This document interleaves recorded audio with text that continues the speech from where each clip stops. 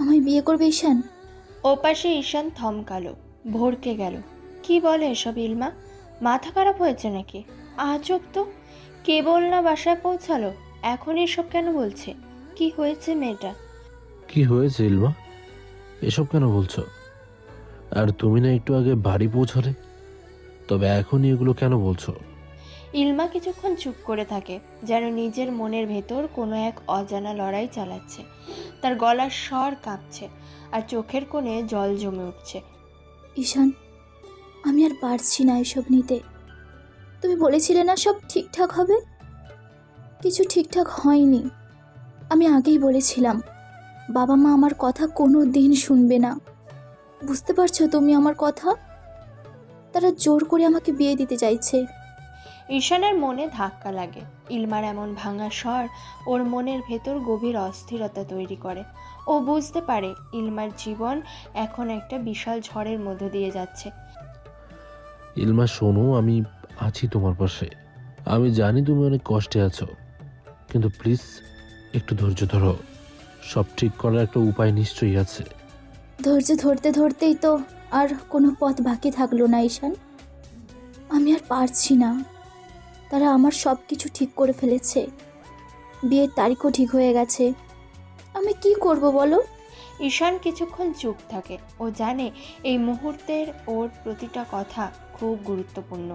ইলমার পাশে দাঁড়ানোর জন্য ওকে শক্ত হতে হবে। সে বলল, কিন্তু তুমি আমাকে তোমায় বিয়ে করার কথা বলছো ইলমা, মানে কিভাবে কি? কেন? তুমি তোমায় পছন্দ করতে, তাই না? ভালো লাগা শেষ? ঈশান গভীরভাবে শ্বাস নিল। পরিস্থিতি যতটা জটিল, তার কথা আরও বেশি গুরুত্বপূর্ণ হয়ে দাঁড়িয়েছে। ইলমার কণ্ঠে আক্ষেপ আর অসহায়ত্বের সুর তার মনকে নাড়িয়ে দিল। ইলমা, তুমি নিজেও জানো না আমি তোমায় কতটা পছন্দ করি। সেটা কোনোদিনও কমেনি, কমবেও না। কিন্তু এভাবে হুট করে বিয়ে করার কথা বলাটা তো এত সহজ নয়। আমাদের দুজনেরই জীবন নিয়ে ভাবতে হবে, সবকিছু সামলাতে হবে। ইলমা থমকে গেল। কিছু বলার মতো শক্তি যেন হারিয়ে ফেলেছে। ঈশানের কথা সত্যি, কিন্তু পরিস্থিতি তো তার নিয়ন্ত্রণের বাইরে। তাহলে কি করব ঈশান? আমি কার ওপর ভরসা করব? বাবা মা তো আমাকে একদমই বুঝতে চাইছে না। ওরা জোর করে হলেও নিজেদের জেদ বজায় রাখবে। কিছু একটা করো প্লিজ, আমার তোমার সাহায্যের দরকার।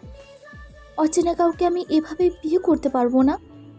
এর চেয়ে আমি তোমায় আরো বেশি ভরসা করি। ঈশান চোখ বুজে শ্বাস ফেলল। মেয়েটা তাকে বিশ্বাস করে, না হলে গত রাতে সে তাকে বিশ্বাস করলো কেন? সে তো ইলমার কোনো ক্ষতিও করতে পারত। একটা মেয়ের তো সেই ভয় থাকে। ইলমা তবুও তাকে বিশ্বাস করেছে। তবে ঈশানের ভয় হয়, যেদিন ইলমা সত্যিটা জানবে, সেদিন তার এই বিশ্বাস আদৌ থাকবে তো তার উপর? কে জানে, বোধহয় ইলমা তাকে আর সহ্যও করতে পারবে না তার বিশ্বাস ভাঙার জন্য। ইলমা, আমি আছি। প্লিজ এটা ভেবো না যে তুমি একা। আমরা একটা উপায় বের করব। আমাকে একটু সময় দাও। তুমি জানো আমি কখনো তোমার পাশে দাঁড়াতে ভয় পাবো না। ইলমার চোখে অশ্রু জমে গেল। ঈশানের কথা কিছুটা হলেও তাকে স্বস্তি দিল, কিন্তু সময় যে খুব কম। আমি তোমাকে সময় জায়গা বলে দেব, তুমি এসো কেমন? ঈশান নীরব রইল। ইলমা ভুরু কুঁচকে ফেলল, হালকা গলায় ডাকলো তাকে। ঈশান, হুম। কি হয়েছে? তুমি কি রাজি না আমাকে বিয়ে করতে? ইলমা, তেমন না। তুমি আমাকে অ্যাড্রেস দিও জায়গার, আমি সেখানে চলে আসবো। বলে ঈশান ফোন কাটলো। ইলমা চুপ করে বসে রইল। তার ঘরে বসে থাকা যেন একটা অন্ধকার প্রকোষ্ঠে আটকে থাকার মতো। বাইরে থেকে সব কিছু স্বাভাবিক মনে হলেও তার মন অশান্তির ঝড় বয়ে চলেছে। বাবা মা ওর জন্য বিয়ের সব আয়োজন চূড়ান্ত করে ফেলেছে। তাদের চোখে এটাই ওর ভবিষ্যতের জন্য সঠিক পথ। কিন্তু ইলমার কাছে এটা এক শ্বাসরুদ্ধকর বেড়াজাল। ইলমা জানালার পাশে দাঁড়িয়ে বাইরে তাকিয়ে রইল। তার মন হাজারো চিন্তায় আচ্ছন্ন। সে জানে সময় তার হাতে খুব কম। বাবা মা যা সিদ্ধান্ত নিয়েছে সেটার বাইরে গিয়ে কিছু করার জন্য তাকে সাহসী হতে হবে। ইলমার মনে একটা অদ্ভুত টানাপোড়েন চলছে। সে জানে ঈশানের সঙ্গে বিয়ে করাটা সহজ কোনো পথ নয়, কিন্তু তার সামনে কোনো বিকল্পও নেই। বাবা মায়ের জোর জবরদস্তি আর তাদের সিদ্ধান্তের বিরুদ্ধে যাওয়ার সাহস নেই তার। অথচ তার ভেতরের অস্তিত্ব চিৎকার করে উঠছে তাকে নিজের ইচ্ছার বিরুদ্ধে এই বিয়ে করা থেকে বাঁচানোর জন্য। অন্যদিকে ঈশান তার রুমের এক কোণে বসেছিল। তার মাথা কাজ করছিল না। ইলমার অনুরোধে সে রাজি হয়েছে দেখা করতে, কিন্তু তার ভেতরে অন্য এক দ্বন্দ্ব চলছে। ইলমার সামনে সত্যটা কিভাবে বলবে? যদি ইলমা তাকে ঘৃণা করে, যদি সে আর কখনো তার সঙ্গে কথা না বলে? তার অবস্থাটা খুব জটিল। ইলমাকে ভালোবাসলেও এত বড় একটা সিদ্ধান্ত নিতে তার সাহস হচ্ছে না। ইলমার প্রতি নিজের দায়িত্ববোধ তাকে তাড়া করে ফিরছে। তার মনে হচ্ছে এই মুহূর্তে যদি সে ইলমার হাত না ধরে তাহলে মেয়েটা হয়তো চিরকালের মতো হারিয়ে যাবে। কিন্তু সত্যিটা তাকে গ্রাস করে আছে, যেটা ইলমা এখনও জানে না। ঈশান নিজের পরিচয় আর অতীত নিয়ে মিথ্যে বলে এসেছে এতদিন। সে মিথ্যের ভার তার মনে চাপ তৈরি করছে। যেদিন এই সত্যটা ইলমা জানবে সেদিন কি হবে সে জানে না। রাতের বেলা, গভীর রাত, আকাশে মেঘ জমেছে, অল্প অল্প বাতাস বইছে, চারপাশে যেন এক নিস্তব্ধতা যার ভেতর অজানা এক চাপা উত্তেজনা লুকিয়ে আছে। ইলমা জানালার পাশে দাঁড়িয়ে যাদের আলো মেঘের আড়ালে লুকানো দেখে। তার চোখে আর ঘুম নেই। সব কিছু থেকে পালানোর ইচ্ছা তীব্রভাবে তার মনকে তাড়িয়ে বেড়াচ্ছে। কিন্তু কোথায় যাবে, কি করবে? ইলমা জানালার ধারে বসে একরাশ অস্থিরতা নিয়ে অপেক্ষা করতে লাগলো। ঈশান সত্যি আসবে তো, নাকি এ সবই তার কল্পনা? বাবা মায়ের চাপ আর চারপাশের বাস্তবতার ভার তার পক্ষে আর সহ্য করা সম্ভব নয়। একটা অসীম অন্ধকারে আটকে গেছে সে, যেন কোনো আলো নেই তার জীবনে। ইলমা আপু, ইলমা চমকে পিছনে ফিরে তাকালো। ভাবনায় চিন্তায় এতটা সে ডুবেছিল যে ঘরে কেউ ঢুকেছে তাও বুঝতে পারেনি। বলো সোনা, ঘুমাওনি? ফায়াজ এগিয়ে এসে ঘরের ভিতরে ঢুকলো, বলল, আপু রাত হয়েছে তো অনেক। আব্বু আম্মু নিচে যেতে বলেছে, খাবে না? ইচ্ছে করছে না সোনা, তুমি গিয়ে বলে দাও আমি খাবো না। এমন করো না আপু, খেয়ে নাও। এমনিও সকালের ওই ঘটনার পর আব্বু আম্মু রেগে আছে। এখন তুমি খাবে না শুনলে আরও রাগ করবে। শুধু শুধু একটা সিন ক্রিয়েট হবে। আর কি চাই তারা? কেন তাদের সব কথা আমাকে শুনতে হবে? আমার নিজের ইচ্ছে নেই? আমি সেভাবে চলতে পারি না? ফায়াজ মাথা নত করলো, চোখ বন্ধ করে দীর্ঘ একটা শ্বাস ফেলল। ইলমা হনহনিয়ে বাইরে চলে গেল। টেবিলে গিয়ে সোজা একটা চেয়ার টেনে খেতে বসলো। ইলমার মন যেন এক সমুদ্রের গভীরতা নিয়ে টেবিলে বসে আছে। তার চারপাশে অনেক কোলাহল থাকলেও মনে হচ্ছে যেন সব নিঃশব্দ। টেবিলে খাবার সাজানো, মা বাবা একপাশে বসে কথা বলছে, তবে তাদের দৃষ্টি ইলমার দিকে। তাদের চোখে কেমন যেন এক ধৈর্যের পরীক্ষার গোপন ক্রোধ। ইলমা, আমরা তোমার ভালো চাই বলেই এসব করেছি। তুমি আমাদের ভুল বুঝছো। আমার ভালো চাইছেন, কিন্তু আমি যদি বলি এসব আমার ভালো নয়? চুপ করো। আমরা যা করছি সেটা তোমার ভালোর জন্য। তুমি যা বোঝার তা বোঝো না। বেশি কথা বলো না, খেয়ে উঠে যাও। কাল সকালে মেহমান আসবে। ইলমার হাত থেমে গেল। তার শরীরটা হালকা কাঁপতে লাগলো। তার মনে হলো এই টেবিলের মাঝে সে যেন এক ভিন গ্রহের প্রাণী, যার অনুভূতিগুলোর কোনো মূল্য নেই। বাবা মায়ের এই নির্দয় সিদ্ধান্তগুলো তার মনে গভীর ক্ষত তৈরি করছে। ইলমা উঠে দাঁড়ালো। আমি কারো জন্য পুতুল হতে পারবো না। আপনাদের সিদ্ধান্তে আমার জীবন কাটবে না। আমি যা ঠিক করেছি তাই করব। বাবা মা দুজনে স্তম্ভিত হয়ে গেল। মেয়ে তাদের সাথে এমন যাতা ব্যবহার করছে কেন? ভদ্রতা গুলে খেয়ে ফেলেছো তুমি। এত অসভ্যতামি কোথায় শিখেছো? সারা রাত বাসার বাইরে একটা ছেলের সাথে ছিলে, মানে বোঝো এর? এত কিছুর পরেও যে তোমার বিয়ে দিতে পারছি তাই কত। চুপচাপ খেতে বসো ইলমা, বাড়াবাড়ি করবে না।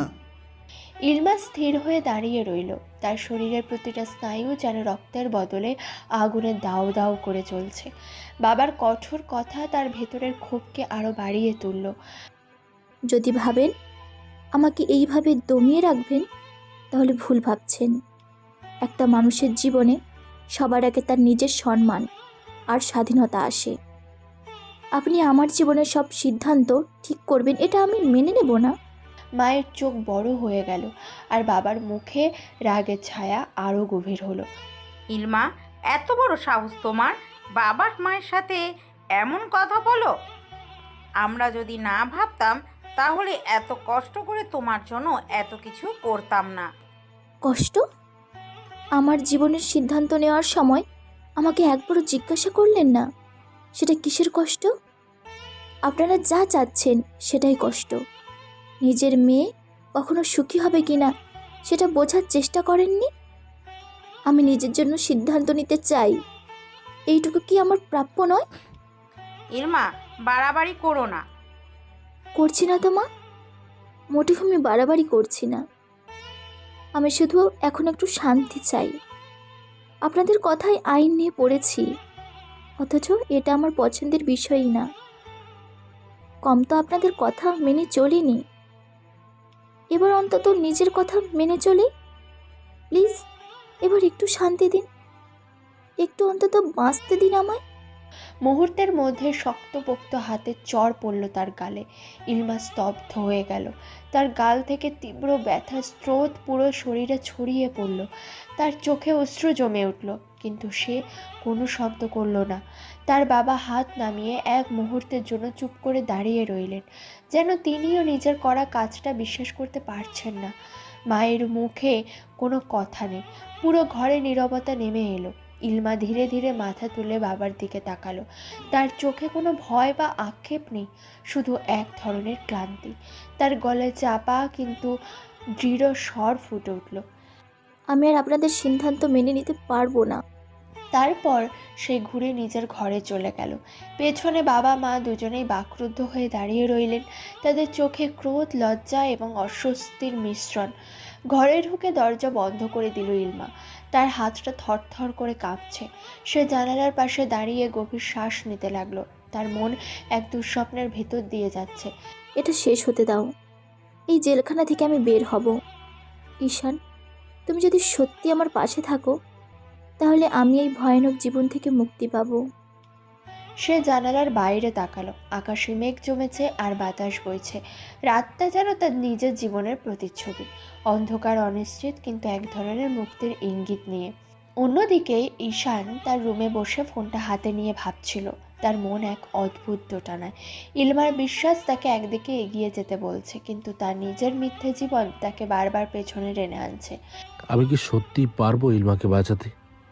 যদি সত্যি সে জেনে যায় তাহলে? ঈশান একটা গভীর শ্বাস নিয়ে ফোনের স্ক্রিনে ইলমার নাম দেখল। সে তাকে ফোন করতে চাইলো, কিন্তু হাত থেমে গেল। বাস্তবতার ভার আর নিজের মিথ্যে কথাগুলোর বোঝা তাকে স্থির থাকতে দিচ্ছে না। তারপর সে একটা মেসেজ টাইপ করলো। ইলমা, আমাকে ঠিকানা বলো, আমি কাল আসবো, আমরা সব ঠিক করব।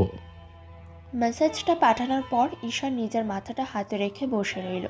তার মনে হলো সামনের দিকটা তার জীবনের সবচেয়ে কঠিন দিন হতে চলেছে। রাত কাটে অনিদ্রায়। দুজনেই তাদের নিজেদের লড়াইয়ে ব্যস্ত।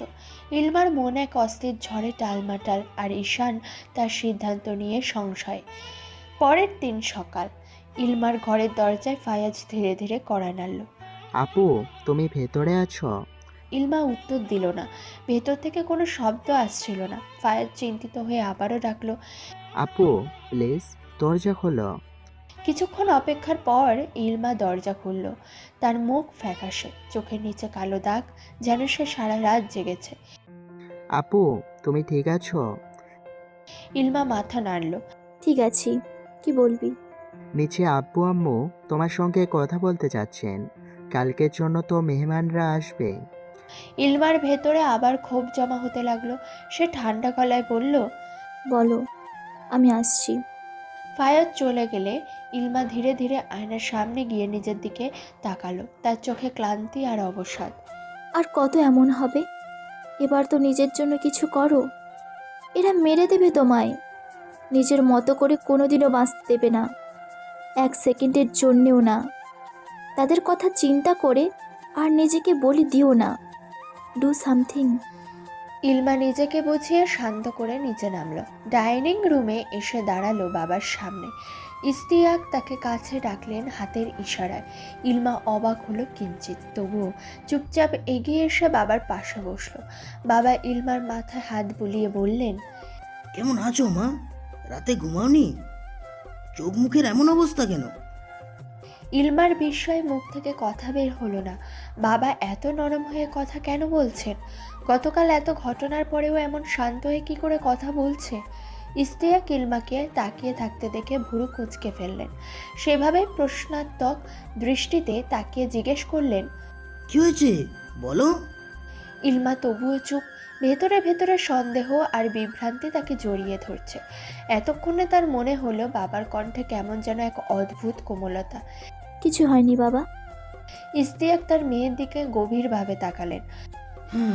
মা, তুমি আমার মেয়ে। তোমার চোখে আমি সব কিছুই বুঝতে পারি। কিছু বলবে না? ইলমার চোখে পানি চলে এলো। বাবার এমন পরিবর্তন তার কাছে একদম অচেনা। নিজেকে সামলে নিয়ে বলল, বাবা, আপনি কেন এমন করছেন? কাল যা হলো তারপরেও। ইস্তিয়াক তার কথার মাঝখানে থামিয়ে দিলেন। যা হয়েছে তার জন্য আমি নিজে অনুতপ্ত। কিন্তু মা, তোমার মনের ভার যদি না কমাও তাহলে এই ভুলগুলো শুধরানো যাবে না। ইলমার চোখে এবার পুরোপুরি জল জমে গেল। বাবার এমন কথা তার হৃদয়কে নাড়া দিল। সে নিচু গলায় বলল, আপনি কি সত্যি বুঝতে পারছেন না বাবা? হ্যাঁ মা, কিন্তু তোমার মুখ থেকে শুনতে চাই। ইলমা ধীরে ধীরে সব কথা বলার সাহস সঞ্চয় করলো। বাবার এমন অচেনা কোমলতা তাকে আশ্বস্ত করলো। ইলমা ধীরে ধীরে মাথা নিচু করে বাবার দিকে তাকালো। তার চোখে জল, কণ্ঠ কাঁপছে। এতদিনের জমানো কথাগুলো একবারে বলতে সাহস পাচ্ছিল না, কিন্তু বাবার শান্ত দৃষ্টি আর নরম কণ্ঠস্বর তাকে আশ্বস্ত করলো। বাবা, আমি আপনাদের ভুল বুঝতে চাই না, কিন্তু আমাকে একটু বোঝার চেষ্টা করবেন না? আমার কি ভালো লাগে, আমি কি চাই, এইসব কি একবারও ভাবার সুযোগ পাবো না? ইস্তিয়াক তার মেয়ের দিকে তাকিয়ে বললেন, মা, আমরা সবসময় তোমার ভালো চাই, কিন্তু হয়তো আমরা বুঝিনি আমাদের ভালো চাওয়াটা তোমার ভালো থাকার পথে বাধা হয়ে দাঁড়িয়েছে। তুমি কি সত্যি বলবে তুমি কি চাও? ইলমা চমকে গেল। এতদিনের কঠিন বাবার কাছ থেকে এমন প্রশ্ন শোনা তার কল্পনারও বাইরে ছিল। সে ধীরে ধীরে মাথা তুলল। আমি আমার জীবন নিজের শর্তে বাঁচতে চাই বাবা। আমি পড়াশোনা শেষ করতে চাই, নিজের পায়ে দাঁড়াতে চাই। আর যদি কখনো বিয়ে করার কথা ভাবি, সেটা যেন আমার ইচ্ছেতে হয়। ইস্তিয়াক দীর্ঘশ্বাস ফেললেন। তার মুখে এক ধরনের বিষণ্ণতা ফুটে উঠল। হয়তো আমরাই ভুল করেছি মা। বাবা মায়ের দায়িত্ব সন্তানের জন্য পথ দেখানো, কিন্তু সেই পথ যদি তোমার জন্য কষ্টের হয় তাহলে সেটা ঠিক নয় মা। আমি তোমার কথা শুনবো। ইলমার চোখে জল উপচে পড়ল। এতদিনের যন্ত্রণা, অসহায়ত্ব যেন বাবার কথায় হালকা হয়ে এলো। সে চোখ মুছে বাবার দিকে তাকিয়ে ধীরে ধীরে মাথা ঝাঁকালো। ধন্যবাদ বাবা। আপনি জানেনও না এটা আমার জন্য কতটা গুরুত্বপূর্ণ। ইস্তিয়াক মৃদু হাসলেন। মা, ভুল হলে তা শুধরানোই উচিত। আজ থেকে তোমার ইচ্ছেগুলোকেই আমরা গুরুত্ব দেব। তুমি যা চাও সেটাই করবে। ইলমা হালকা করে বাবার হাতে হাত রাখলো। এতদিনের চাপা কষ্ট আর আবেগে তার মন ভরে উঠল। মনে হলো সে আবার নিজেকে খুঁজে পেয়েছে। ইলমা, আমরাও তো ভুল করেছি। তোর নিজের জীবনের সিদ্ধান্ত নেওয়ার অধিকার তোকে দেইনি, কিন্তু এখন থেকে আর তা হবে না। পুরো পরিবেশটা যেন হালকা হয়ে গেল। ইলমা প্রথমবারের মতো নিজেকে মুক্ত অনুভব করলো। বাবা মায়ের এমন পরিবর্তন তাকে নতুন এক আশার আলো দেখালো। আমি আপনাদের কথা মেনে চলবো, কিন্তু নিজের ইচ্ছেগুলো নিয়েও ভাববো। ইস্তিয়াক এতক্ষণে মুখ্য কথা এলেন। ইনায়ার দিকে একবার তাকিয়ে আবার মেয়ের দিকে তাকালেন। মেয়ের মাথায় হাত বুলিয়ে নরম গলায় বললেন, শোনো মা, তুমি পড়াশোনা করো, অবশ্যই করো, এতে অবশ্য কোনো ভুল নেই। তবে একটা সময় তো বিয়েও করতে হবে, তাই না? আমরা যাকে তোমার জন্য পছন্দ করেছি সে নিঃসন্দেহে ভীষণ ভালো কেউ, তাই এখন শুধু আকদ করিয়ে রাখলাম। নরম কণ্ঠে তাকে শুনতে যাবার আকাঙ্ক্ষা তাকে সাহস জোগালো। সে এক গভীর শ্বাস নিল এবং বলতে শুরু করলো, বাবা, আমি জানি আপনি আর মা আমার জন্য ভালো কিছুই চাইছেন, কিন্তু আপনি কি একবারও ভেবেছেন আমি কি চাই? আমার ইচ্ছেগুলো, আমার স্বপ্নগুলো কি? ইশতিয়াক গভীর মনোযোগে মেয়ের কথা শুনছিলেন। তার চোখে এক ধরনের অপরাধ বোধ ফুটে উঠছিল। তিনি ধীরে ধীরে বললেন, বলো মা, তুমি কি বলতে চাও? আজ কোনো বাধা আসবে না। ইলমা চোখের জল মুছে ধীরে ধীরে নিজের মনের কথা বলতে লাগলো। বাবা, আমি কখনো আইন নিয়ে পড়তে চাইনি। এটা আপনারা আমাকে জোর করে বেছে নিতে বলেছিলেন। নিজের মতো করে কিছু করতে চেয়েছিলাম, কিন্তু আপনাদের কথা মেনে নিয়েছিলাম। ভেবেছিলাম সময়ের সঙ্গে সব ঠিক হয়ে যাবে, কিন্তু এখন আপনারা আমার জীবনের সবচেয়ে বড় সিদ্ধান্ত নিয়ে ফেলেছেন, আমাকে কিছু জিজ্ঞেস না করেই। ইশতিয়াক কিছুক্ষণ চুপ করে রইলেন। তার চোখে অনুশোচনার ছাপ স্পষ্ট হয়ে উঠল। মা, আমরা যদি কোনো ভুল করে থাকি তাহলে তুমি আমাদের পথ দেখাও। তোমার যা ইচ্ছে সেটা বলো, আমরা এবার থেকে সেটা বুঝে সিদ্ধান্ত নেব। ইলমার মনে যেন একটা পাথর নেমে গেল। এতদিনে বাবা মায়ের কাছ থেকে নিজের স্বপ্নের স্বীকৃতি পাওয়ার আশাটা একটু হলেও জাগলো। সে হালকা স্বরে বলল, বাবা, আমাকে সময় দিন, নিজের মতো করে বাঁচার সুযোগ দিন। আমাকে এমন একটা জীবনে জোর করে পাঠিয়ে দেবেন না যেখানে আমার কোনো ইচ্ছে নেই, প্লিজ বাবা। ইশতিয়াক ধীরে মাথা নত করলেন। তিনি বুঝতে পারলেন এতদিন মেয়ের আবেগ আর স্বপ্নকে তিনি অবহেলা করে এসেছেন। তিনি মাথা তুলে বললেন, ঠিক আছে মা, তুমি যা চাও সেটাই করো। আমরা তোমার ইচ্ছার বিরুদ্ধে আর কিচ্ছু করব না।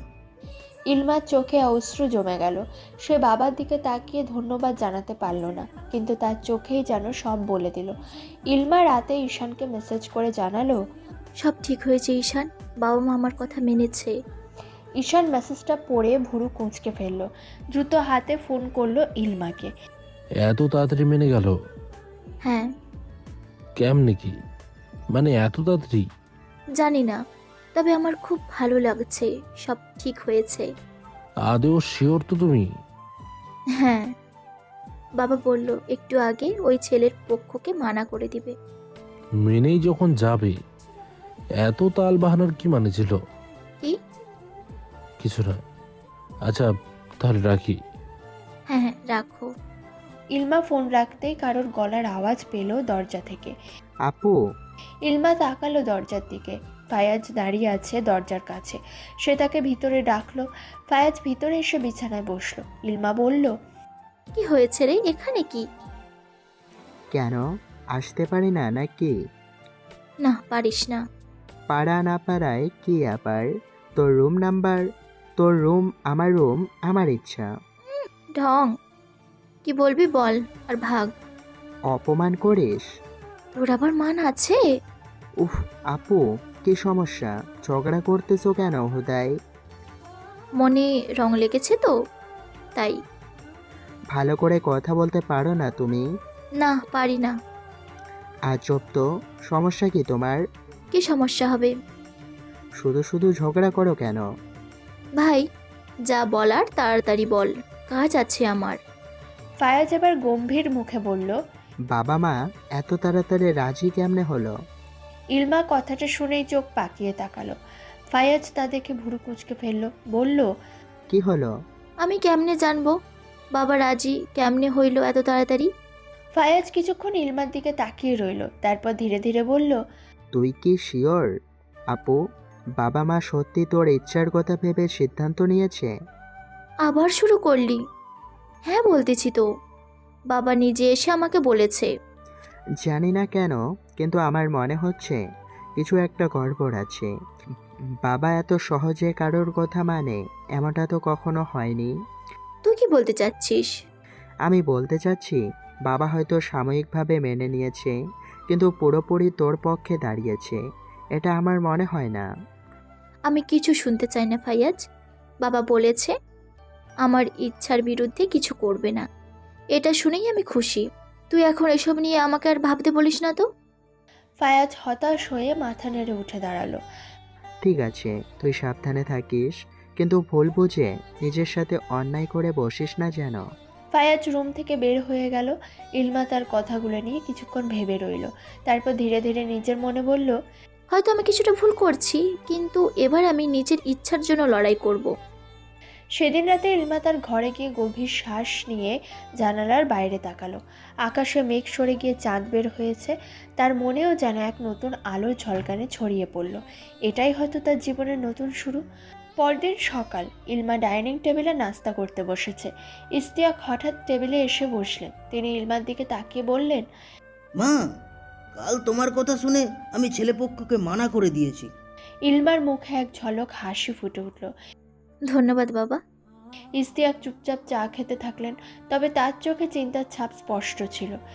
মা, তবে একটা কথা মনে রেখো, জীবনে চলতে গেলে অনেক সময় আফসোস করতে হয়। সব ইচ্ছা পূরণ হওয়া সবসময় সম্ভব না। আমি জানি বাবা, কিন্তু আমি চাই আমার জীবনের গুরুত্বপূর্ণ সিদ্ধান্তগুলো আমি নিজে নিতে পারি। ইশতিয়াক মাথা নেড়ে বললেন, ঠিক আছে, তবে মনে রেখো আমরা সব সময় তোমার পাশে আছি। ইলমা এবার একটু আশ্বস্ত হলো। সে বাবার কথা শুনে মনে মনে ভাবল, সব ঠিক হতে শুরু করেছে। এবার আমি নিজের স্বপ্ন পূরণের জন্য পুরো মনোযোগ দিতে পারবো। কয়েকদিন কাটলো। ইলমা আবারও পড়াশোনায় মনোযোগী হয়েছে। এতদিনের ঝুট ঝামেলা কাটিয়ে আবারও নিজেকে সময় দিচ্ছে। ঈশানের সাথে তার সম্পর্ক একটু বেশি ভালো হয়েছে। ইলমা নিজের স্বপ্ন পূরণের জন্য কঠোর পরিশ্রম শুরু করলো। বাবা মা তার ইচ্ছাকে সম্মান জানিয়েছে, তাই সে নিজের মতো করে জীবন গড়তে চায়। একদিন ইশতিয়াক অফিস থেকে ফিরে এসে ডাইনিং টেবিলে বসে চা খাচ্ছিলেন। ইলমা এসে তার পাশে দাঁড়ালো। বাবা, একটা কথা বলবো? হ্যাঁ, বলো মা। আমি পড়াশোনা শেষ করার পর দেশের বাইরে স্কলারশিপের জন্য আবেদন করতে চাই। ইশতিয়াক তার দিকে কিছুক্ষণ তাকিয়ে রইলেন, তারপর মাথা নেড়ে বললেন, এটা যদি তোমার স্বপ্ন হয় তবে আমি অবশ্যই তোমাকে সমর্থন করব। ইলমা আবেগে ভরে গেল। এতদিন ধরে জমে থাকা ভয় আর দ্বিধা যেন মুহূর্তেই মিলিয়ে গেল। থ্যাংক ইউ বাবা। কিছুদিন পর ইলমা স্কলারশিপের জন্য আবেদন প্রস্তুত করছে। ঘরে একটা চাপা ব্যস্ততা কাজ করছে। একদিকে ইলমা পড়াশোনায় মনোযোগী, অন্যদিকে তার বাবা ইশতিয়াক এবং মা ইনায়া তার বিদেশে যাওয়ার বিষয়ে মিশ্র প্রতিক্রিয়া দেখাচ্ছেন। রাতের খাবার টেবিল, ইলমা, ফায়াজ, ইশতিয়াক এবং ইনায়া একসঙ্গে খেতে বসেছে। ইরমা, তোর স্কলারশিপের ব্যাপারে তো অনেক কাজ বাকি। কাগজপত্র জমা দেওয়া হয়ে গেছে? হ্যাঁ মা, আগামী সপ্তাহে ইন্টারভিউ। ইন্টারভিউটা হবে কোথায়? ভার্চুয়াল নাকি সরাসরি যেতে হবে? ভার্চুয়ালি হবে বাবা। প্রফেসরের সাথে সরাসরি কথা বলবো। এই বিদেশে যাওয়া নিয়ে তোর খুব উত্তেজনা দেখছি, কিন্তু তুই একা এত দূরে থাকতে পারবি? অবশ্যই পাবো মা, কেন পাবো না? আ- আমার মেয়ে ইলমা, ও ঠিকই সব মানিয়ে নিতে পারবে। পারবে না মা? হ্যাঁ বাবা, পারবো। কিছুদিন আরও কেটেছে। ইলমা স্কলারশিপ পেয়েছে, আজ তার ফ্লাইট। কিছুক্ষণ বাদে সে নিজের দেশ, নিজের মাতৃভূমি ছেড়ে অন্য দেশে পাড়ি জমাবে। এয়ারপোর্টের এক কর্নারের একটা সিটে ইলমা বসে আছে। আশেপাশে অনেক মানুষের আনাগোনা। কারো খুব কাছের কেউ চলে যাচ্ছে, যার শোকে তার অশ্রু বিসর্জন দিতে ব্যস্ত, তো কারো খুব কাছের কেউ ফিরে এসেছে, যার খুশিতে তারা খিলখিলিয়ে হাসতে ব্যস্ত। ইলমার সামনে একটা পানির বোতল কেউ ধরতেই ইলমা ভুরু কুঁচকে ফেলল। পাশে তাকিয়ে দেখলো তার বাবা দাঁড়িয়ে। তিনি বললেন, পানিটুকু খাও।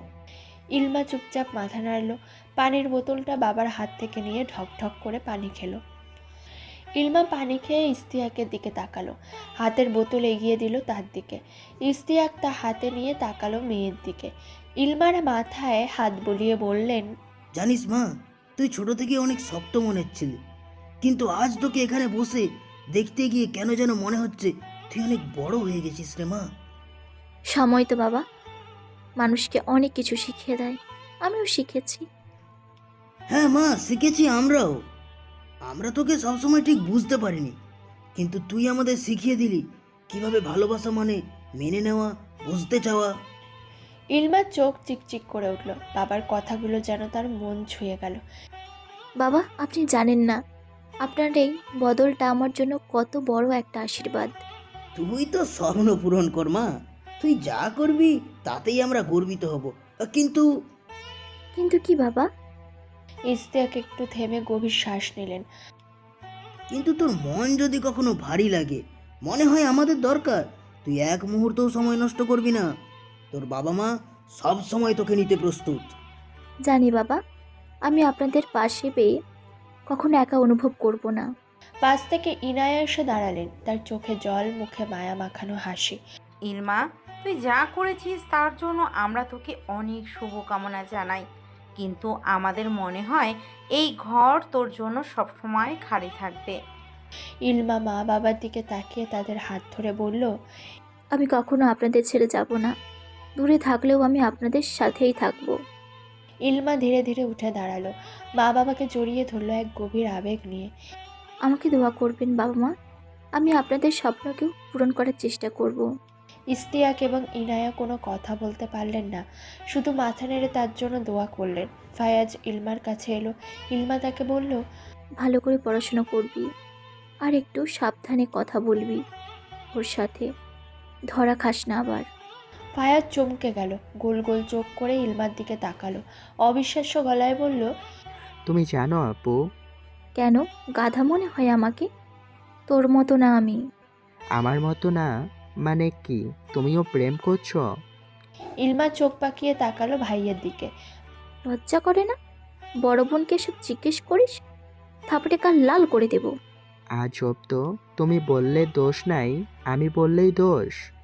বড় কে, তুই না আমি? তুমি। গুড, সম্মান দিয়ে কথা বল। ফায়াজ মুখ বাঁকিয়ে বলল।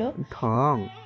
ইলমা একটু অপেক্ষা করলো, আশেপাশে তাকালো, কাউকে খুঁজলো, হাতের ঘড়ির দিকে তাকালো। বেশিক্ষণ নেই আর সময়, একটু পরেই প্লেন টেক ওভার করবে। ইস্তিয়াক তাড়া দিলেন মেয়েকে। ইলমা বলল, একটু ওয়েট করুন আব্বু। কেন? দেরি হয়ে যাবে তো, পরে তোমার ফ্লাইট মিস হয়ে যাবে না। হবে না আব্বু, একটু। তখনই আশেপাশের ভিড় ঠেলে সেখান থেকে দৌড়ে একজন এলো। ইলমার বেশ পরিচিত, কাঙ্ক্ষিত মুখ। এতক্ষণের অপেক্ষা শেষ হলো। ঈশান দৌড়ে এলো তার কাছে। এত দেরি কেন করলা? কতক্ষণ ওয়েট করছিলাম, দেরি হয়ে যাবে তো আমার। সরি ইলমা, একটু দরকার পড়ে গিয়েছিল। ইস্তিয়াক আর ইনায়া ভুরু কুঁচকে তাকিয়ে আছে তাদের দিকে। ইস্তিয়াক ও ইনায়ার চোখে সন্দেহ, উদ্বেগ এবং একটু অস্বস্তি ফুটে উঠেছিল। ইলমা তা দেখে ঈশানকে বাবা মায়ের সাথে। বাবা মা ও ঈশান আমার বন্ধু। ইস্তিয়াক ঈশানকে আগাগোড়া জহুরির চোখে পরখ করলেন। ইনায়াও ভুরু কুঁচকে আছেন। ঈশান তাদের মুখভঙ্গি দেখে ভড়কে গেল, নিজের দিকে একবার তাকিয়ে তারপর ইস্তিয়াক আর ইনায়ার দিকে তাকালো। তাদের চোখে মুখে স্পষ্ট সন্দেহের ছাপ। ফায়াজ ইলমার কাছে ঘেঁষে দাঁড়ালো। কিরে, কে এটা? বললাম না, ফ্রেন্ড। গাধা লাগে আমাকে। মা বাবাকে ভুলভাল বোঝাও, আমাকে পারবা না। কেন, তুই কে? তোকে ঠাসিয়ে এক চর মারা দরকার। বয়সের আগে পেকে যাচ্ছিস, আবার কথা বলিস। বলো, এটা কে? আমার জামাই লাগে, হয়েছে, চুপ কর এখন। কি কি সব বলো? তোর মিথ্যা বলো না। মিথ্যে কেন বলবো, সত্যি। তোমার মতো মেয়ের সাথে প্রেম, স্যার, এর চয়েস এত বাজে। ইলমা চোখ গরম করে তাকালো তার দিকে। ফায়াজ নিষ্পাপ মুখে তাকালো। ইস্তিয়াক গম্ভীর গলায় বললেন, শুধুই কি বন্ধু? জি আঙ্কেল। ইস্তিয়াক আর ইনায়া একে অপরের দিকে কিছুক্ষণ চুপচাপ তাকিয়ে থাকলেন। তাদের চোখে মুখে কিছুটা সন্দেহ এবং অস্বস্তি ফুটে উঠছিল, তবে তারা কিছু বললেন না। ঈশান কিছুটা অস্বস্তি বোধ করছিল, তার চোখের কোনো ভয় ফুটে উঠেছিল, কিন্তু সে নিজেকে সংযত করে বলল, হ্যাঁ আঙ্কেল, শুধু বন্ধু। ইস্তিয়াক মাথা নেড়ে কিছুটা আশ্বস্ত হয়ে বললেন, ঠিক আছে, তবে সব কিছু সময় মতো বুঝতে হবে। আমাদের অভিভাবকদের একমাত্র উদ্দেশ্য হলো তোমাদের নিরাপত্তা। ইলমা ঈশানের দিকে তাকে একটি মৃদু হাসি দিল। তারপর সে আবার তার বাবা মায়ের দিকে ফিরে বলল, আব্বু মা, আমি জানি আপনারা আমাকে সঠিক পথে চালিত করেছেন। আমার প্রতি আপনাদের ভালোবাসা সব সময় আমাকে শক্তি দিয়েছে। এখন আমি একটু দূরে যাচ্ছি, তবে মনে রেখো, আমি কখনোই আপনাদের কাছ থেকে দূরে চলে যাব না। ইস্তিয়াক মাথা নেড়ে তার মেয়েকে একটুও কঠিন নয় বরং শক্তিশালী বলেই সন্তুষ্টি প্রকাশ করলেন। আমরা তোকে যেখানেই দেখতে চাই, তুই আমাদের জন্য সবসময় গর্বের কারণ থাকবে। তবে মনে রাখিস, যখনই কোনো বিপদে পড়বি, তোমার বাবা মা সবসময় তোমার পাশে আছি। আমি জানি বাবা, আপনারা সবসময় আমার শক্তি। এই পৃথিবীতে যা কিছু ঘটুক না কেন, আমি আপনাদের দোয়া নিয়ে সামনে এগিয়ে যাব। ইনশাল্লাহ, দোয়া করি মা, সুস্থভাবে আবার ফিরে এসো। ইস্তিয়াক এবার ঈশানের দিকে তাকালেন। তোমার নাম কি জানো? ঈশান আঙ্কেল। ইস্তিয়াক মাথা নাড়লেন। ঈশান, ভালো নাম। মা এবার যাও, ফ্লাইট মিস হয়ে যাবে না হলে। ইলমা মাথা নাড়ে। সব ফর্মালিটিস মেনটেন করে অবশেষে সময় এলো ইলমার চলে যাওয়ার। ইনায়া ছলছল চোখে তাকালো মেয়ের দিকে। মেয়েটা চলে যাবে ভাবলেই বুকটা পুড়ছে। আল্লাহ তোমার মঙ্গল করুক মা, সুখে থাকো, ভালো থাকো। মা, আমি ভালো থাকবো, আপনাদের কথা সব সময় মনে রাখবো, আপনারা কষ্ট করবেন না। ইনায়া চুপচাপ মেয়েকে শক্ত করে জড়িয়ে ধরে রইলেন। ইলমা ধীরে ধীরে সবাইকে বিদায় জানালো। একদিকে ঈশান কিছুটা অস্বস্তিতে দাঁড়িয়েছিল, অন্যদিকে ফায়াজ এবার পুরোপুরি নিশ্চুপ। ইশতিয়াক তার মেয়ের দিকে একদৃষ্টে তাকিয়ে রইলেন। তার চোখের কোণে জল জমে উঠলেও তিনি তা চেপে রাখলেন। একসময় তিনি ইলমার দিকে হাত বাড়িয়ে বললেন, আল্লাহ তোকে হেফাজত দান করুন মা। ফিরে এসে দেখিস আমরা ঠিক এখানেই তোর অপেক্ষায় থাকবো রে। জানি বাবা। শেষবারের মতো সবাইকে একবার দেখে নিল ইলমা। যাওয়ার আগে ঈশানের পাশে এসে দাঁড়ালো। তার হাতে সবার আড়ালে একটা চিরকুট ধরিয়ে দিল। তারপর সাহস করে পেছনে না তাকিয়ে সে এগিয়ে গেল। ধীরে ধীরে হারিয়ে গেল তার উপস্থিতি। ইলমা চলে যেতেই ধীরে ধীরে তার পরিবার ঈশানের সাথে টুকটাক কথা বলে চলে গেলেন নিজেদের বাড়ির উদ্দেশ্যে। ঈশানও নিজের বাড়ি এলো। বিছানায় বসে তখন নিজের পকেট থেকে চিরকুটটা বের করে খুলল, যেটা ইলমা তাকে দিয়েছিল। বেশ সুন্দর গোছানো হাতের লেখা। মনে আছে আমাকে তুমি সেই দিন হুট করেই বলে বসেছিলে তুমি আমাকে ভালোবাসো? বেশ অনেক দিনই কেটে গেছে যদিও, তবুও তোমার মনে থাকার কথা। আমি সেদিন তোমায় কিছুই বলিনি, কেন যেন আমার ভয় হচ্ছিল, লজ্জা লাগছিল। তখন তোমাকে নিয়ে আমার তেমন কোনো অনুভূতি ছিল না। তবে সময় সব কিছু বদলে দেয়। তোমার যত্ন, মনোযোগ আর আমার প্রতি তোমার বিশ্বাস আস্তে আস্তে আমার ভেতর একটা জায়গা তৈরি করেছে। আমি বুঝতে পেরেছি আমার জন্য কেউ এতটা সৎ আর নিঃস্বার্থ হতে পারে। সেটা তুমি না থাকলে হয়তো আমি কখনো জানতেই পারতাম না। তুমি জানো, আমি তোমাকে নিয়ে এখন অনেক স্বপ্ন দেখি। সেই স্বপ্নগুলো এমনই, যেখানে তুমি আর আমি একসাথে। কিন্তু সময়টা হয়তো এখন আমাদের পক্ষে নয়। তাই হয়তো আমি সেই দিনের মতো আজও তোমাকে সরাসরি কিছুই বলতে পারলাম না। তবে এই চিরকুটে আমার মনের কথাগুলো রেখে যাচ্ছি। আমি তোমাকে ভালোবাসি ঈশান। আমার এই পথ চলায় তুমি আমার জন্য দোয়া করো। আর যদি আমাদের ভাগ্যে একসাথে পথ চলার সুযোগ আসে, তবে আমি কখনো তোমার হাত ছেড়ে দেব না। ঈশান চিরকুটের প্রতিটি শব্দ বারবার পড়তে লাগলো।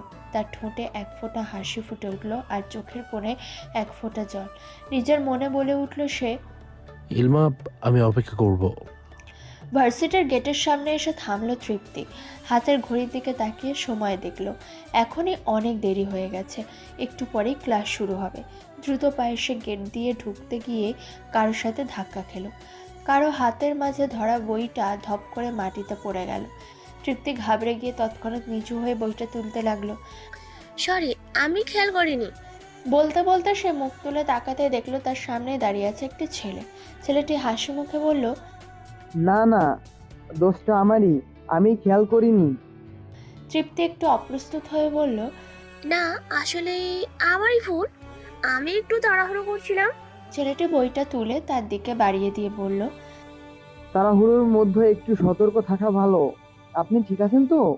তৃপ্তি মাথা নেড়ে বলল, হ্যাঁ ঠিক আছে, ধন্যবাদ। এরপর তৃপ্তি বই হাতে নিয়ে দ্রুত পায়ে ভেতরের দিকে হাঁটতে শুরু করলো। ছেলেটি কিছুক্ষণ দাঁড়িয়ে তৃপ্তির দিকে তাকিয়ে রইল। ক্লাসে তৃপ্তি মাথা নামিয়ে খাতায় স্কেচ করছিল। ক্লাস চলছিল। স্যার বোর্ডে কিছু সমীকরণ লিখছিলেন আর ব্যাখ্যা দিচ্ছিলেন। তৃপ্তি খাতায় স্কেচ করা বন্ধ করে মনোযোগ দেওয়ার চেষ্টা করছিল, কিন্তু কিছুতে পুরোপুরি মন বসাতে পারছিল না। হঠাৎ স্যার বললেন, নতুন ছাত্র হিসেবে আজ আমাদের ক্লাসে একজন যোগ দিয়েছে, সবাইকে পরিচয় করিয়ে দেই।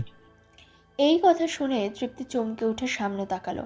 স্যারের পাশে দাঁড়িয়ে থাকা ছেলেটিকে দেখে তার চোখ বিস্ময়ে বড় হয়ে গেল। এ তো সেই ছেলেটি। সবাই, উনি রুদ্র, তোমাদের নতুন ক্লাসমেট। ওর সাথে বন্ধুত্বপূর্ণ আচরণ করবে আশা করি। রুদ্র হাসি মুখে সবার দিকে তাকিয়ে বলল, হ্যালো, আমি রুদ্র। তৃপ্তি রুদ্রের দিকে অবাক হয়ে তাকিয়ে রইল। রুদ্র তাকে দেখে হালকা হাসলো, যেন চিনতে পেরেছে। তৃপ্তি দ্রুত চোখ সরিয়ে নিল এবং নিজেকে স্বাভাবিক রাখার চেষ্টা করলো। স্যার রুদ্রকে বসার জায়গা খুঁজে নিতে বললেন। রুদ্র ক্লাসের মধ্যে তাকিয়ে একটি খালি জায়গা খুঁজতে লাগলো। কাকতালীয়ভাবে তৃপ্তির পাশের সিটটি খালি ছিল। এখানে বসতে পারি? তৃপ্তি কিছুক্ষণ চুপ থেকে বলল, অবশ্যই। রুদ্র বসে পড়ল এবং তৃপ্তির দিকে তাকিয়ে মৃদু হাসল। তৃপ্তি নিজেকে শান্ত রাখার চেষ্টা করলো, কিন্তু তার মনের ভেতরে যেন হাজারো প্রশ্ন ঘুরপাক খাচ্ছিল। সে কেন আমার ক্লাসে? আগে কখনো দেখিনি কেন? কিভাবে এমন কাকতালীয় ঘটনা ঘটে গেল? ক্লাসের বাকিটা সময় তৃপ্তি আর রুদ্রের দিকে তাকায়নি, কিন্তু তার মনে যেন রুদ্রের উপস্থিতি নিয়েই ব্যস্ত ছিল। ক্লাস শেষের ঘন্টা বাজতেই তৃপ্তি দ্রুত বই গুছিয়ে বেরিয়ে যাওয়ার জন্য প্রস্তুতি নিল।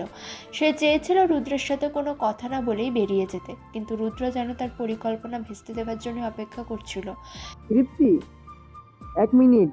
তৃপ্তি থমকে দাঁড়ালো, মনে মনে নিজেকে স্বাভাবিক রাখার চেষ্টা করে বলল, হ্যাঁ, কিছু বলবেন? একটু হেল্প দরকার ছিল। বলুন। তোমার নাম তো জানতামই না। স্যার বললেন তৃপ্তি, সুন্দর নাম। তৃপ্তি কিছু না বলে হালকা হাসলো। সে বুঝতে পারছিল না কেন রুদ্রের এই আচরণ তার মনের মধ্যে অদ্ভুত অনুভূতি জাগাচ্ছে। ক্লাসের বাইরে কোথায় যাওয়া হয়? Canteen, library? একটু গাইড করতে পারবে আমাকে? তৃপ্তি তার কথায় চমকে গিয়ে বলল, ও, আমি মানে ক্যান্টিনটা সামনের দিকে আর লাইব্রেরি উল্টো দিকে। তুমি চাইলে সহজেই খুঁজে পাবে।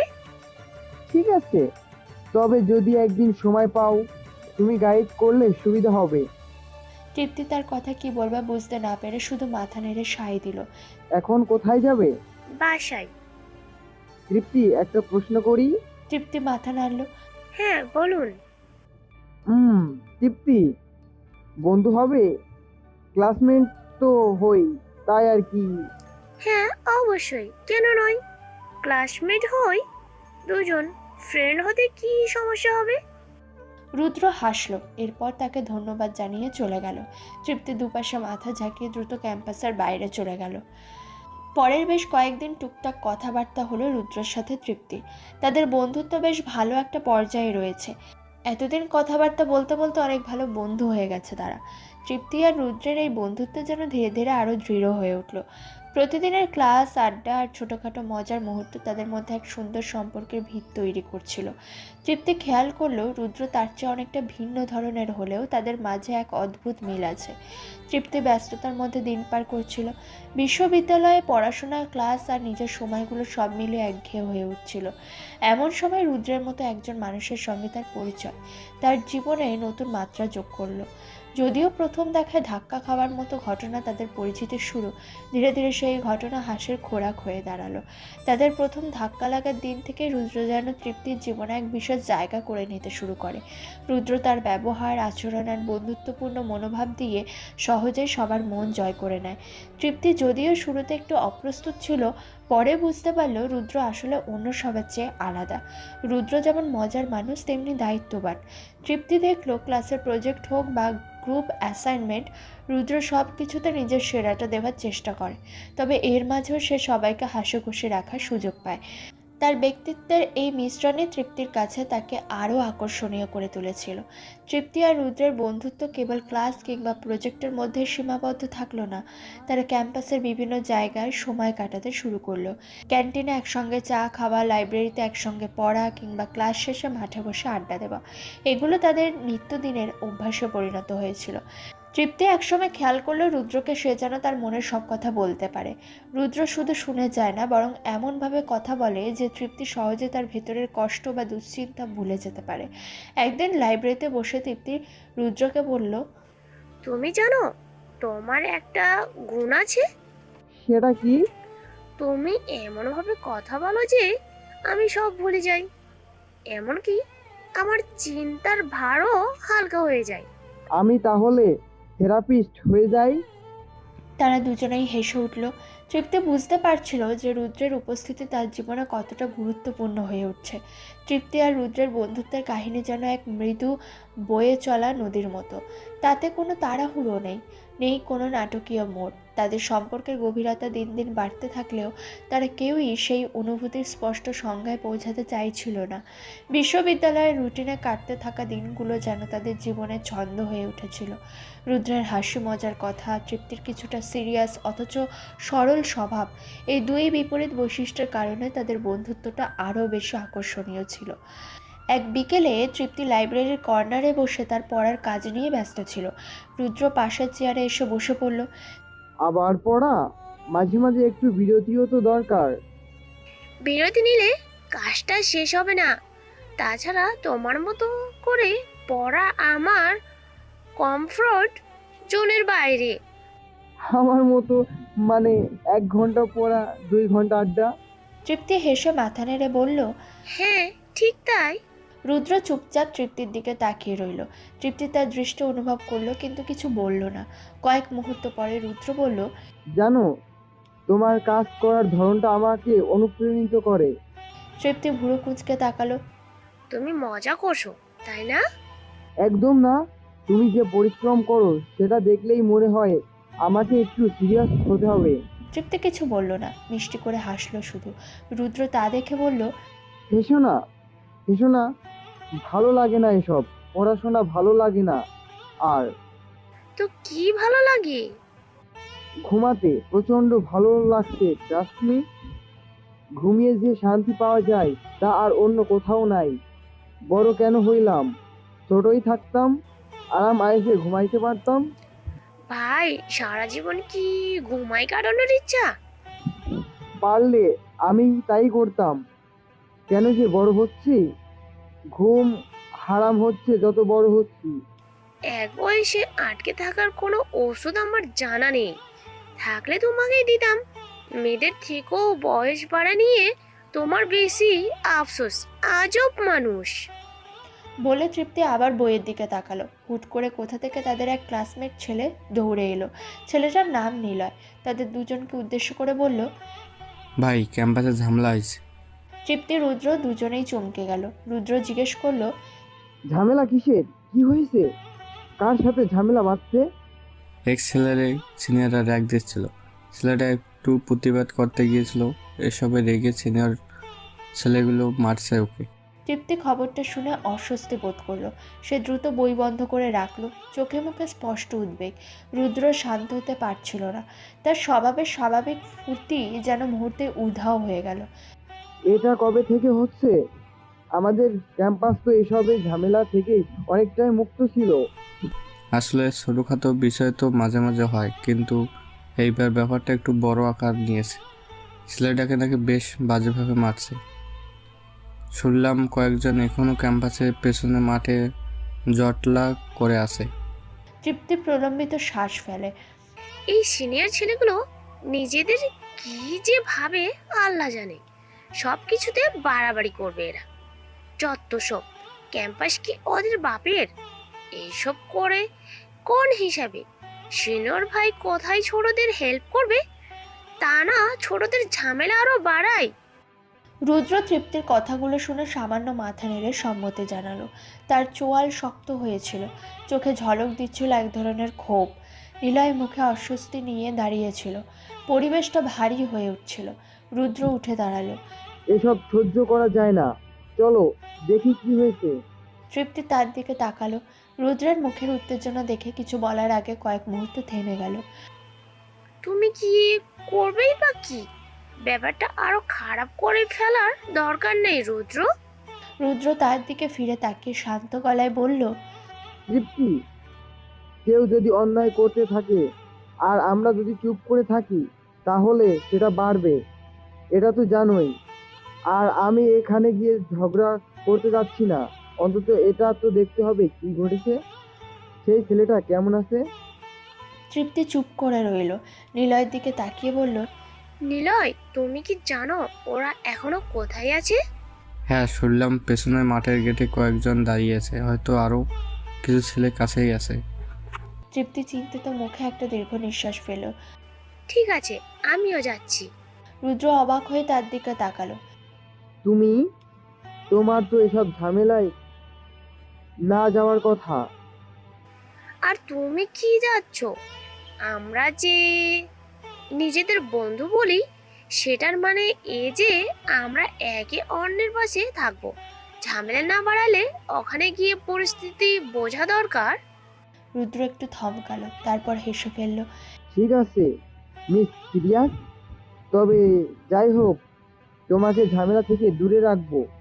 তারা নিলয়ের সঙ্গে দ্রুত ক্যাম্পাসের পেছনের মাঠের দিকে হাঁটা শুরু করলো। বিকেলের আকাশে সূর্যের আলো ফিকে হয়ে আসছিল আর চারপাশে ছায়া ঘন হচ্ছিল। মাঠের গেটের কাছে গিয়ে তারা দেখলো বেশ কয়েকজন ছেলে মেয়ে জটলা করে দাঁড়িয়ে আছে। পরিবেশ থমথমে। রুদ্র দ্রুত এগিয়ে গিয়ে জিজ্ঞেস করলো, কি হয়েছে? ছেলেটা কেমন আছে রে? একজন মেয়ে যার নাম কণা সামনে এগিয়ে এলো।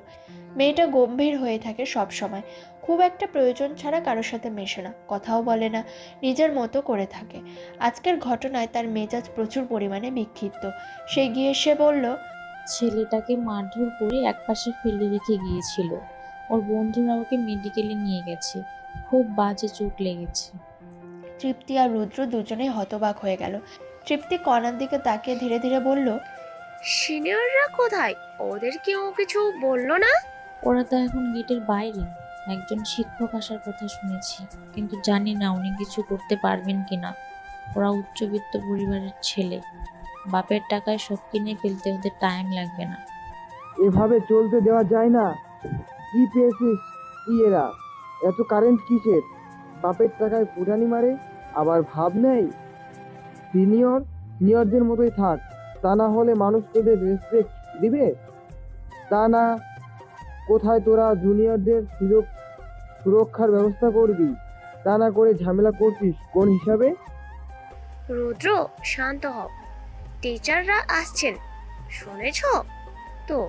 পরিস্থিতি শান্ত করতে তাদেরও সুযোগ দিতে হবে, কিন্তু এর শেষ হওয়া দরকার। এমনিও এমন আচরণ মেনে নেওয়া উচিত না। রুদ্র কিছু বলল না, শুধু মাথা ঝাঁকালো। তার চোখে ক্ষোভ আর অসহায়তার মিশ্রণ দেখা যাচ্ছিল। তাদের সামনে কেমন যেন এক অদ্ভুত প্রশ্ন ভেসে উঠছিল। এই অন্যায়ের বিরুদ্ধে সঠিক পথে দাঁড়ানোর দায়িত্বটা কাদের? আমাদের, তাই না? আমরাই যদি এইসবে রুখে না দাঁড়াই, তবে কিসের মানুষ আমরা? আমাদের প্রত্যেকের দায়িত্ব এটা। নিজের ক্যাম্পাসে নিজের সাথে এমন অন্যায় মানুষ কেন সহ্য করবে? অবশ্য সিনিয়রদেরও কোথাও না কোথাও দোষ নেই, কারণ তাদের সাথেও এমন হয়েছে। তখন কেউ কিছু বলেনি ঠিক এখনের মতো। এখন তারা সিনিয়র হয়ে নিজেদের সেই আক্রোশ নিজের জুনিয়রদের উপর মিটিয়ে যাচ্ছে, কারণ ওই যে কোনো বাধা নেই এর জন্য। কিন্তু আমরা যদি এমন চিন্তা চেতনা থেকে বেরিয়ে আসতাম, তাহলে আর এমন পরিস্থিতি হতো না। প্রত্যেকে নিজের ভার্সিটিতে সুরক্ষিত অনুভব করত। তুমি দেশে কবে আসবে এলমা? আমার ভালো লাগছে না। কেবল তো এলাম, এর মধ্যে কিভাবে ফিরে যাই? এলমা, একা থাকতে পারছো তো? আমি জানি নতুন জায়গায় মানিয়ে নেওয়া সহজ নয়। হ্যাঁ ঈশান, প্রথম কয়েকদিন একটু কঠিন ছিল, কিন্তু আস্তে আস্তে সব ঠিক হয়ে যাচ্ছে। জানি, তবুও চিন্তা হয়। তুমি একা এত দূরে কেমন লাগে জানো? মনে হয় যদি তোমার কাছে যেতে পারতাম। ঈশান, আমি জানি তোমার জন্য এটা সহজ নয়, কিন্তু এটা আমার স্বপ্ন, আর এই স্বপ্ন পূরণের জন্যই তো এত দূর এসেছি। তুমি যদি পাশে থাকো, তাহলে সব কিছু অনেক সহজ হয়ে যায়। পাশে তো আছি, কিন্তু তোমাকে দেখতে না পাওয়ার এই যন্ত্রণাটা, সেটা বোঝানো সম্ভব নয়। বুঝি ঈশান, তবুও আমি চাই তুমি শক্ত থাকো। এই সময়টা খুব গুরুত্বপূর্ণ। এটা কাটিয়ে উঠলে আমরা দুজনেই আরও ভালো কিছু করতে পারবো। ঠিক বলছো। আমি তোমার স্বপ্নের পথে বাধা হতে চাই না, শুধু এই টাইমটুকু তাড়াতাড়ি পার হোক। আমার আর এত ডিস্টেন্স ভালো লাগছে না। ঈশান, শুনছো? শুনছি ইলমা, তুমি বলো। আমায় বিয়ে করবে? করব। কবে? যেদিন তুমি বলবে সেদিনই। তাহলে আজই বললাম, কাল বিয়ের ব্যবস্থা করো। ইলমা, এভাবে তো হয় না, সময় লাগবে। তোমার পরিবার, আমার পরিবার, সবাইকে জানাতে হবে। হ্যাঁ জানি, তবে আমি চাই না অনেক দেরি হোক। আমাদের স্বপ্ন, আমাদের পথ চলা সব কিছু যেন একসাথে শুরু হয়। জানি ইলমা, আমিও চাই সব তাড়াতাড়ি হোক, কিন্তু তুমি তো এখন এত দূরে। বিয়ের জন্য তো তোমার দেশে আসতে হবে। তাহলে তুমি বলো আমি কবে আসব? যখন তুমি প্রস্তুত আমি অপেক্ষা করব। ঈশান, মনে রেখো, সময় যত কঠিনই হোক আমরা একসাথে পার করব। জানি, আর আমি অপেক্ষায় থাকবো মা, তোমার জন্য, আমাদের জন্য। ঈশান থামলো একটু, এরপর সম্মোহনী কণ্ঠে বলল, আমি তোমায় বড় পছন্দ করি মা, বোধ হয় ভালোবাসি। ইলমার প্রেম হৃদয়ে বাক্য শুনে তৎক্ষণাৎ স্পন্দনশীল হয়ে গেল। পর মুহূর্তে ত্রুটিপূর্ণ বাক্যের উপলব্ধিতে প্রেম প্রেম ভাবটা পায়রা সেজে আকাশে উড়াল দিল। বোধহয় অনিশ্চিত। খুঁতখুঁতো স্বভাবের ইলমার সামনে এমন ভুল কি করে যে হলো ঈশানের, তা বুঝতে না পেরে ভ্যাবাচাকায় খেয়ে গেল সে। অবিলম্বে নিজেকে শুদ্ধ করে বলে উঠল, আমি যত্ন করতে জানি, আমি ভালোবাসতে জানি, আমি যত্ন করে ভালোবাসতে জানি। ঈশান থামলো, ভুরু উঁচিয়ে তাকালো ফোনের অপর প্রান্তে বসে থাকা ইলমার দিকে। ঈশান ছোট্ট করে বলল, নিশ্চিত আমি। অনিশ্চয়তা নিয়ে আর যাই হোক কাউকে নিজের করে চাওয়া যায় না, অথচ আমি তোমাকে চেয়ে বসেছি। ভালোবাসি তোমাকে, প্রেম করব, বিয়ে করব, এমন কোনো কথা নেই, চাওয়া নেই। তবুও ঈশানের বলা বাক্যগুলোতে কি যেন ছিল। শক্তপোক্ত ইলমার হৃদয়টাও কেঁপে উঠল এই বিশেষ জনের নাম নিয়ে। ঈশান ও ইলমার কথার পর কিছু মুহূর্ত চুপচাপ কাটলো। ঘরের এক কোণে দাঁড়িয়ে থাকা ছোট্ট ঘণ্টাটি হালকা আওয়াজ করে ঝংকারিত হলো, যেন সময়ের স্পন্দনও তাদের কথা শোনার চেষ্টা করছে। ইলমা ফোনের পর্দায় চোখ রাখে, তবে তার মনে খেয়াল আসে কিছুক্ষণ আগে ঈশান যে কথা বলেছিল সেই শব্দের ভার, সেই গভীরতা। সে ধীরে ধীরে হাসলো, কিন্তু হাসিটা ছিল এক ধরনের চাপা আবেগে মোড়া। 3 বছর কেটেছে। ইলমা বাড়ি ফিরবে কাল। সকল জিনিসপত্র গুছিয়ে নিচ্ছে সে এখন। আগামীকাল রাতে ফ্লাইট। দেশে পৌঁছাতে পৌঁছাতে বেশ সময় লাগবে। ইলমা তার ছোট্ট অ্যাপার্টমেন্টে বসে ব্যাগ প্যাকিং করছিল। ঘরের কোণে রাখা লাগেজটা অর্ধেক ভর্তি, তার পাশে সাজানো কিছু বই, চশমার কেস আর একটা ছোট্ট ফটো ফ্রেম।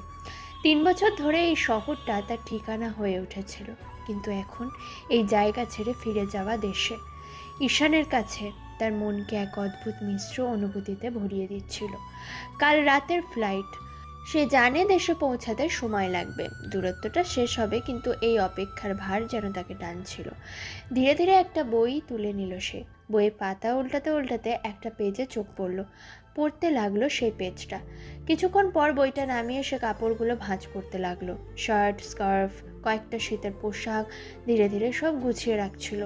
ঠিক তখনই ফোনটা বেজে উঠল। স্ক্রিনে ঈশানের নাম দেখে তার বুকটা কেমন করে উঠল। সে ফোনটা হাতে তুলে কিছুক্ষণ চুপ করে রইল। 3 বছরে এটা তাদের অগণিত ফোন কলের আরেকটা, কিন্তু আজকের ফোনটা আলাদা। কাল দেখা হবে, এই অনুভূতি তাকে কেমন যেন অচেনা এক উৎকণ্ঠায় ভরিয়ে দিল। হ্যালো। উপাস থেকে ঈশানের কণ্ঠ ভেসে এলো, ইলমা, হ্যাঁ ঈশান, কি করছো? তোমার কথা ভাবছি। তুমি জিনিসপত্র গুছিয়ে নিচ্ছ তো? হ্যাঁ, প্রায় শেষ, কিছু জিনিস বাকি। তুমি কেমন আছো? ভালো, কিন্তু দূরত্বটা আর মেনে নিতে পারছি না ঈশান। দেশে ফিরে গিয়ে তোমার সাথে থাকা শুরু করব। সত্যি অনেক মিস করছি। ঈশান একটু থেমে বলল, আমিও মিস করছি।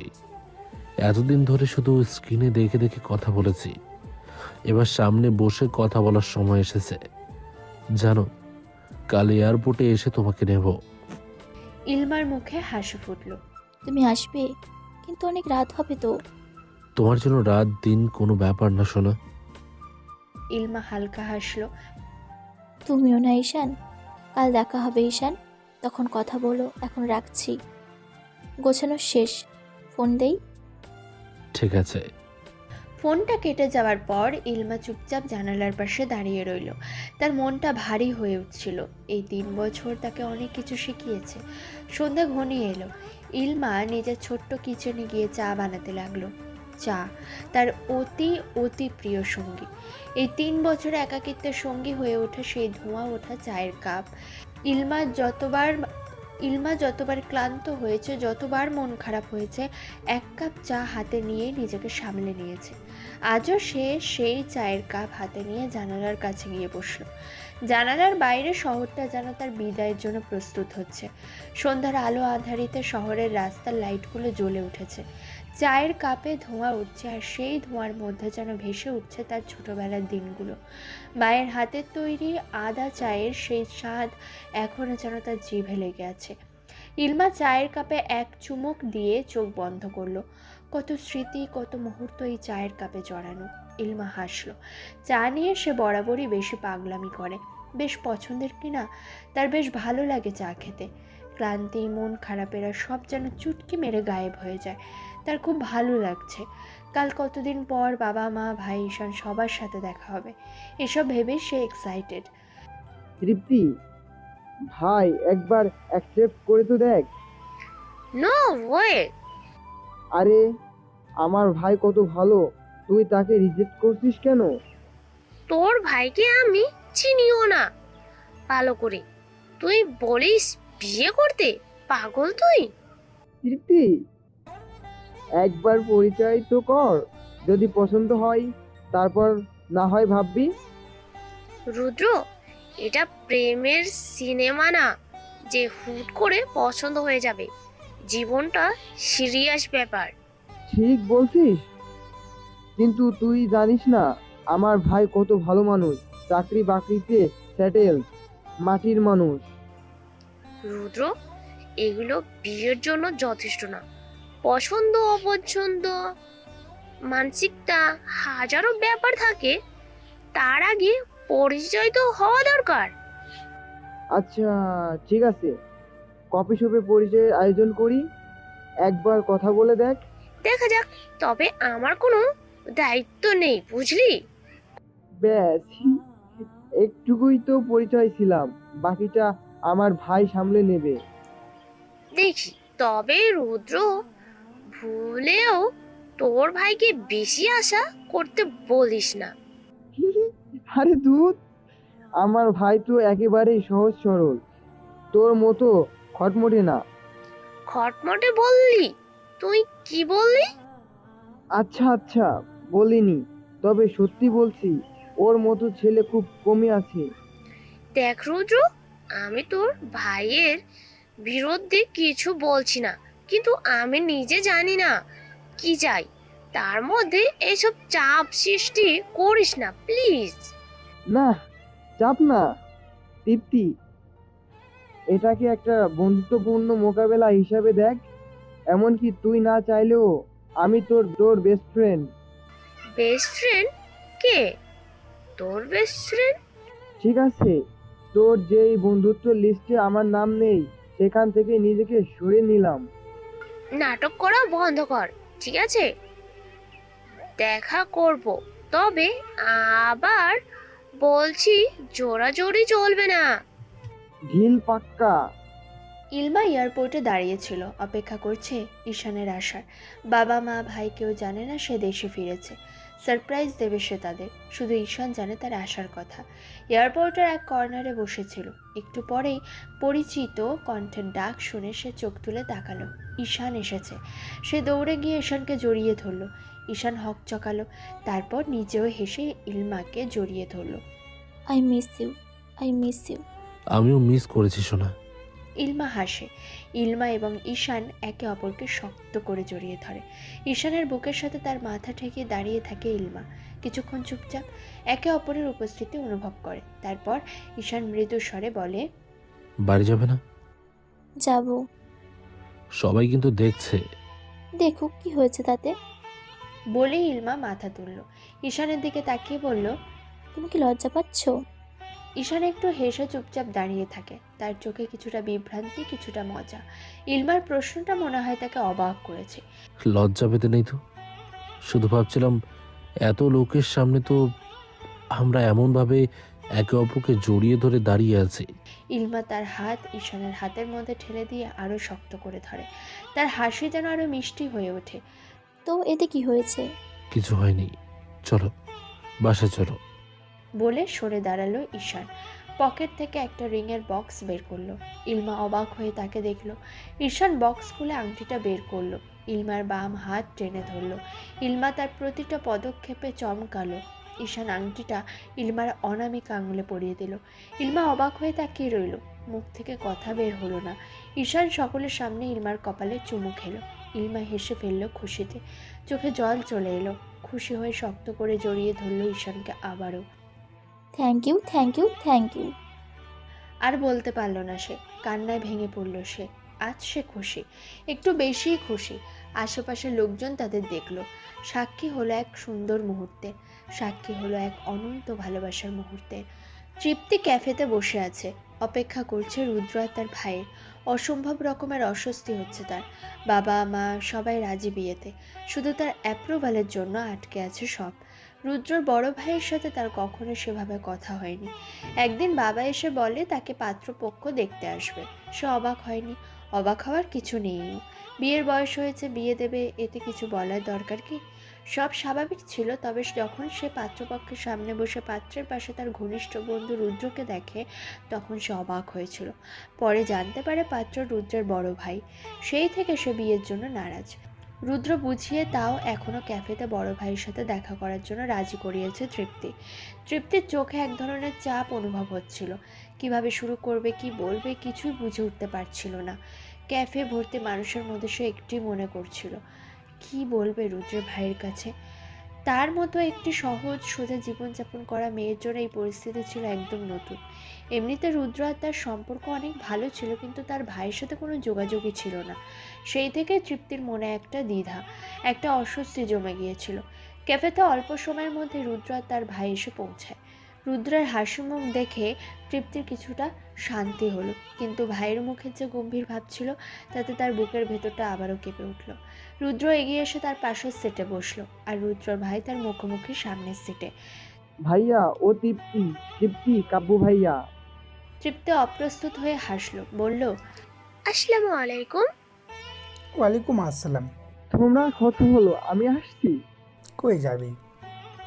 আসছি, তোমরা কথা বলবো। কাব্য কথা বাড়ালো না আর। রুদ্র চলে গেল। কাব্য ওয়েটার ডাকলো। সে তৃপ্তির দিকে তাকিয়ে জিজ্ঞেস করলো, কি খাবেন? যে কোনো কিছু, আপনি একটা অর্ডার দিলেই হবে।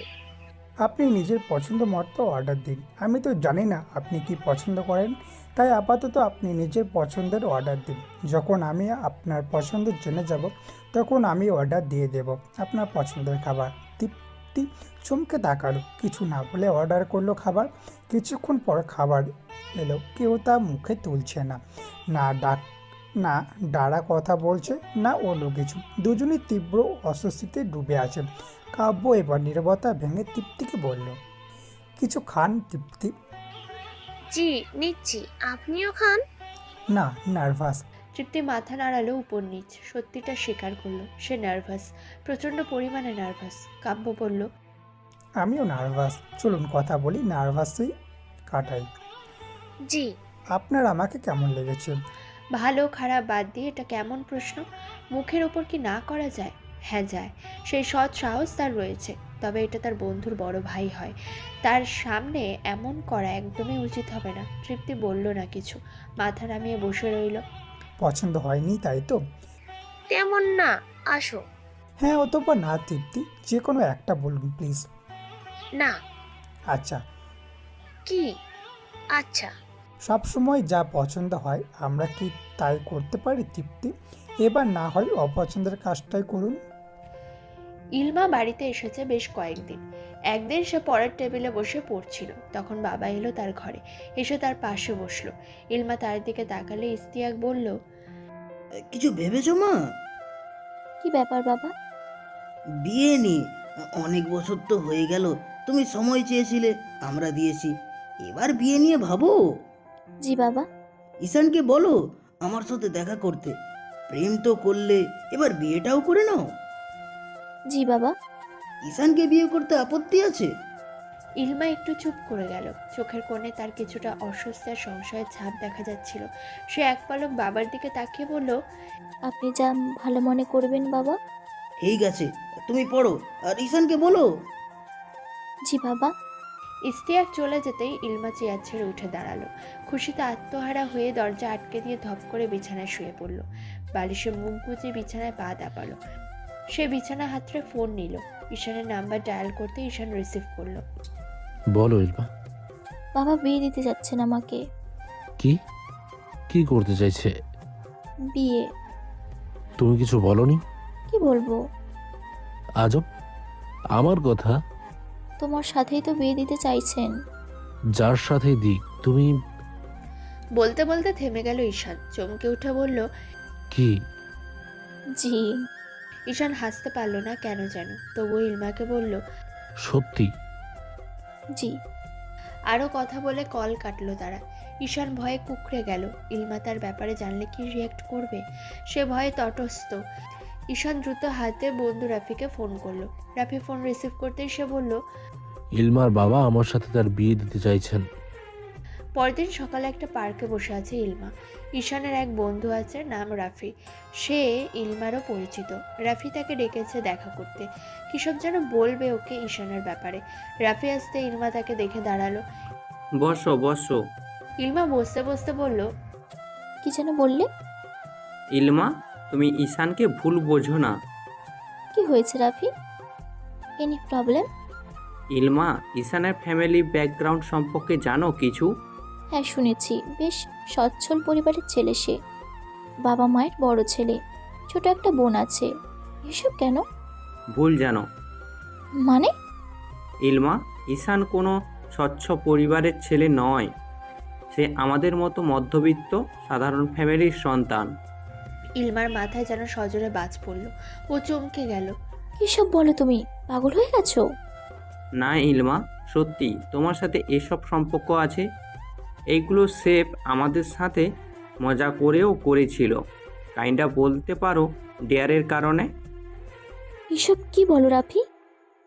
আজে বাজে কেন বলছো? ঈশানের সাথে আমার কি কোনো সমস্যা রয়েছে? ও কেন এসব করবে? বলো। তুমি যদি মজা করে এসব বলো তাহলে এখানেই থামো। আমি এসব শুনতেও চাই না। রাফি রেগে গেল, উঠে দাঁড়িয়ে বলল, তোমার সাথে মজা করার কোনো সম্পর্ক আমার নেই। তোমার সাথে নাকি ওর বিয়ে ঠিক করতেছে তোমার বাপ। তোমার বাপকে বলো ওর ব্যাপারে খোঁজ নিতে, এমনি বুঝবা সব। ঈশান বারণ করছে আমাকে এসব বলতে, তবুও তোমার ভালোর জন্য বলতেছি এসব। আমি বিশ্বাস করলে করো, না করলে করো, আমার কিচ্ছু না। ইলমা থম মেরে বসে রইল। মাথা কাজ করছে না, সব গুলিয়ে যাচ্ছে। ঈশান এত জঘন্য, এমন কাজ সে করেছে? তার বিশ্বাস করতে কষ্ট হলো। রাফির কথায় মনেও হচ্ছে না এসব মিথ্যে। রাফির মায়া হলো ওর জন্য। সে নম্র গলায় বলল, ইলমা, ঈশান ভালো ছেলে, ওর ইন্টেনশন খারাপ ছিল না। ও তোমাকে এখন সত্যি ভালোবাসে। ট্রান্সমি এসব কিছু ও করেছে ফ্রেশ ওই ডিয়ারের চক্করে। We are so sorry Ilma, please ওকে খারাপ ভেবো না। He really loves you. Ilma প্রতিক্রিয়া দেখালো না, সেভাবেই বসে রইল। তখনই সেখানে ছুটতে ছুটতে ঈশান এলো। ইলমার ভাবভঙ্গি দেখে ভয় পেয়ে গেল।